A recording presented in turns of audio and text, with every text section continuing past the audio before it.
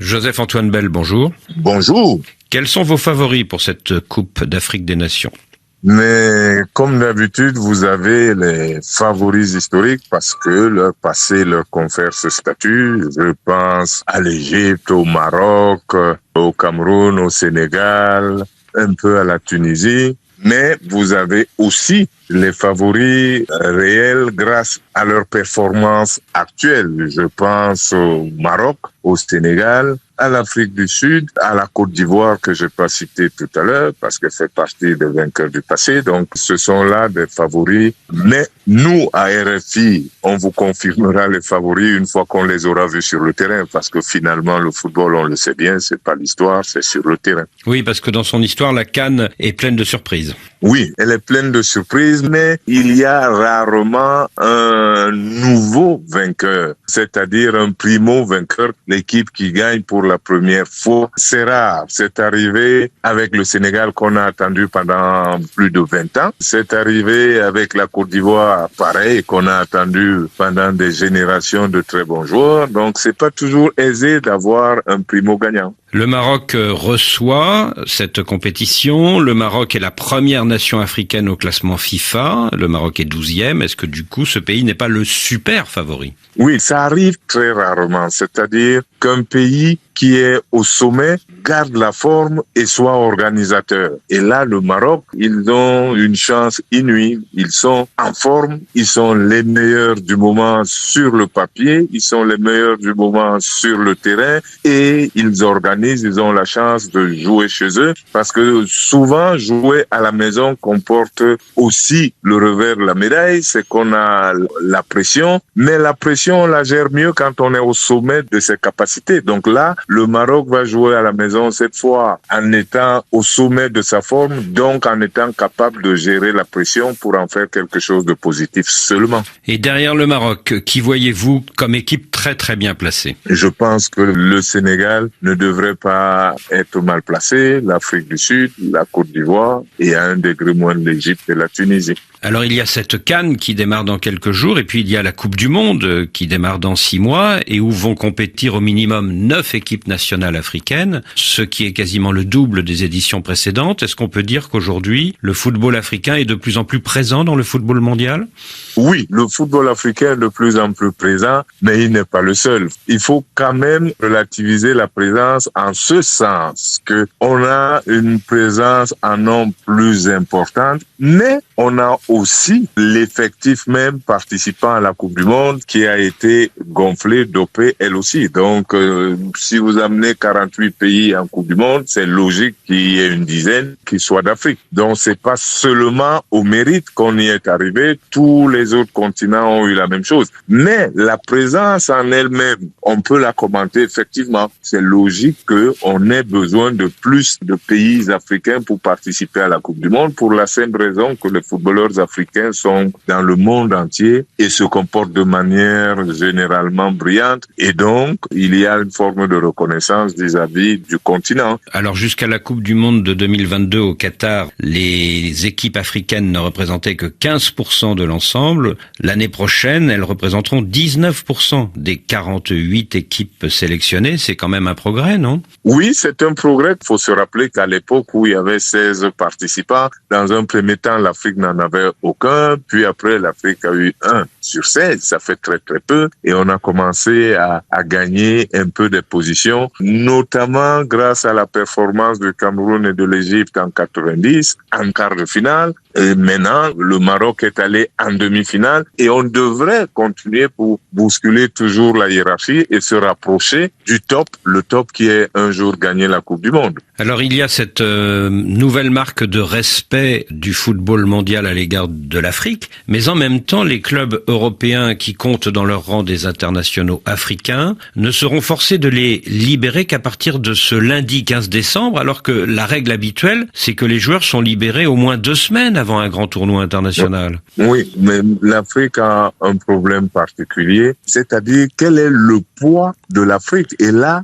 en l'occurrence, quel est le poids de la CAF vis-à-vis de la FIFA? Parce que l'Afrique est obligée de déplacer sa compétition pour plaire à la FIFA. L'Afrique est obligée d'accepter que les joueurs soient libérés tard pour plaire à la FIFA qui elle-même a subi la pression des clubs sans pouvoir y résister. Donc les sacrifices sont toujours faits par les Africains et ça ressemble à d'autres domaines où on en demande toujours plus aux plus faibles. Donc il faut se montrer un petit peu plus costaud. Donc c'est à la CAF de se battre. Ce n'est pas logique que ce qu'on accorde aux autres, on ne puisse pas l'accorder à l'Afrique. Mais pour ça, il faut gagner le respect des autres en tant qu'organisation. Il faudrait commencer en Afrique par décider quand a lieu la CAN. Qu'elle ne soit pas un coup en été, un coup en hiver et puis un coup on ne sait pas trop quand. Non, il va falloir que la CAF travaille sérieusement pour avoir une position claire et vous n'êtes plus que le continent qui fournit la matière première.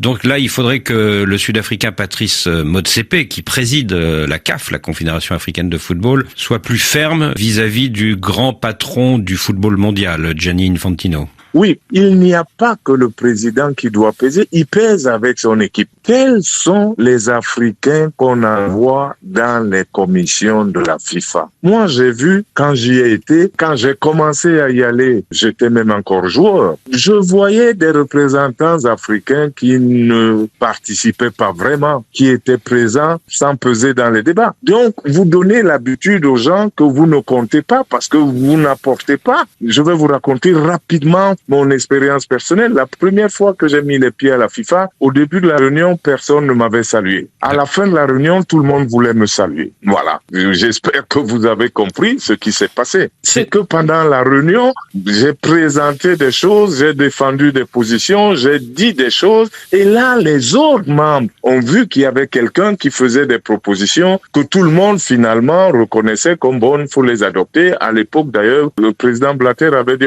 il m'avait surnommé l'homme qui m'a appris quelque chose sur le football. Voilà. Donc les Africains que nous envoyons, que l'Afrique envoie, les représentants africains aux différentes commissions de la FIFA doivent arrêter d'être des gens qui sont très heureux d'y aller, qui sont contents du billet d'avion et c'est tout. Non, il faut dès le départ choisir une Afrique qui contribue. À ce moment-là, vous aurez une Afrique qui est respectée. Scandale en Afrique du Sud, le sélectionneur des Bafana Bafana, le Belge Hugo Bross, est visé par une plainte pour propos racistes à l'égard d'un de ses joueurs qui avait séché un rendez-vous important avec l'équipe nationale. C'est un garçon noir, mais il va quitter mon bureau comme un garçon blanc, a déclaré ce sélectionneur. Qu'est-ce que vous en pensez ? Je pense que l'entraîneur de l'Afrique du Sud a oublié où il était. Après tout ce temps passé d'une part au Cameroun, puis ensuite en Afrique du Sud, je ne comprends pas comment il a pu tenir de tels propos. Et là, les paroles du Gobros, il devrait être sanctionné, c'est clair, et sanctionné de la manière la plus dure. Et après tout, on a beau être professionnel, on est aussi quelque part éducateur. Ce qu'il demande à ses joueurs, il devrait être le premier à l'appliquer. Et donc, il s'est trompé, il doit être le premier à courir pour présenter ses excuses avant qu'on ne les lui exige. Au Cameroun, votre cher pays, le ministre des Sports Narcisse Mouélé-Combi ne s'oppose pas au limogeage du sélectionneur belge Marc Brice par le président de la fédération, Samuel Eto'o. Est-ce que c'est le signe d'un cessez-le-feu entre les deux hommes ? Je ne sais pas si c'est entre les deux hommes ou si entre deux institutions, mais il n'y a pas de combat entre un État et une association. Donc, je n'analyserai pas comme ça. D'abord parce que le président de la fédération qui n'a pas signé le contrat de l'entraîneur ne peut pas le limoger. En revanche, il peut le priver de fonction comme il l'a fait tout le temps avec l'assistant. Et j'interprète que si le ministre n'a pas voulu en rajouter, c'est que le ministre se dit, chez nous on dit quand vous êtes au marigot et qu'un fou passe par là et vous prend vos vêtements pendant que vous êtes dans l'eau, ne lui courez pas après. Donc le ministre s'est dit, on va laisser la fédération aller et faire comme elle veut. Elle a choisi les joueurs qu'elle veut, elle a nommé les encadreurs qu'elle veut, elle a annoncé elle peut sortir de la convention qui la lie à l'État. On va se comporter comme un État qui n'a donc pas de convention avec son association et on verra ce qui va se passer et on n'en rajoute pas. Et comme ça, il y a une trêve, mais je ne crois pas qu'elle soit favorable au football camerounais. Vous êtes en train de nous dire, Joseph-Antoine Bell, que c'est une trêve pour le temps du tournoi, mais qu'à partir du 18 janvier, la guerre va reprendre entre les deux institutions.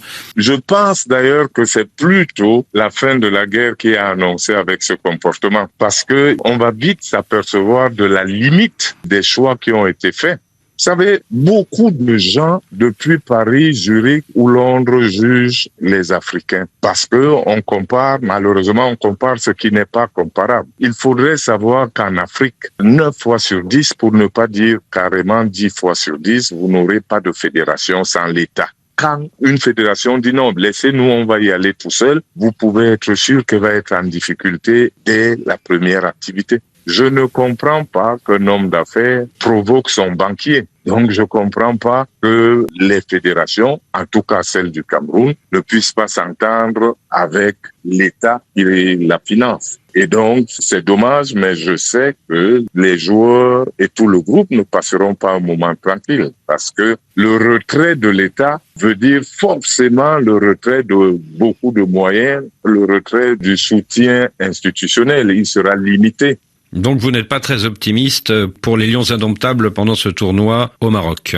Non, les Lions indomptables, vous savez, tout le monde se dit ouais, ils réussissent dans la difficulté, sauf que on a toujours oublié d'analyser que les difficultés ne peuvent pas être celles que vous créez vous-même. Ce qui se passe chez les Lions indomptables depuis 2 ou 3 ans est très grave, en ce sens que les difficultés sont créées par ceux dont la mission est d'aider à gagner. J'ai gagné des matchs avec mes partenaires à l'étranger parce que les étrangers nous mettaient dans des conditions difficiles, avec un bus qui tombait opportunément en panne le midi, le jour du match, lorsqu'on va déjeuner. Bon, à ce moment-là, oui, ce sont des difficultés qui vous ressoudent. Mais lorsque les difficultés sont internes, lorsque vous les créez vous-même entre des gens qui sont censés gagner ensemble, évidemment, elles deviennent très handicapantes, quasiment rédhibitoires. C'est dans quel pays qu'on vous a fait le coup du bus en panne? Au Zaïre, ça s'appelait comme ça à l'époque. Donc comme ça, ceux d'aujourd'hui pourront ne pas se reconnaître. Mais au Zaïre, par exemple, j'ai joué une demi-finale de Coupe des Champions et comme les Camerounais avaient pensé qu'ils étaient malins en se disant qu'ils se méfient de la nourriture de l'hôtel, ils ont décidé d'aller déjeuner chez l'ambassadeur du Cameroun. Et le bus, on est parti et il est tombé en panne au beau milieu du boulevard. On était sous le soleil pendant longtemps, le chauffeur les mains pleines de cambouis parce qu'il disait qu'il réparait son bus. Et qui a gagné le match? On a gagné le match 1-0, mais justement parce que au lieu de s'énerver, on s'est tout de suite rendu compte que nous l'avons bien cherché en voulant aller déjeuner à l'extérieur. On doit assumer. On a voulu éviter quelque chose et eux, ils nous mettent un piège supplémentaire. Donc, on a supporté le soleil. On s'est pas énervé. On a déjeuné un peu tard. Mais bon, après, il a fallu s'adapter. Comment? Déjà, vous mangez un petit peu moins en quantité parce que vous savez que vous aurez très peu de temps pour digérer. Et surtout, vous ne vous plaignez pas. Au Nigeria, par exemple, on vous mettait dans un hôtel et puis la veille du match, il y avait comme par hasard un mariage, donc beaucoup de musique à l'hôtel. Vous ne dormez pas la nuit. Joseph-Antoine Bel, merci.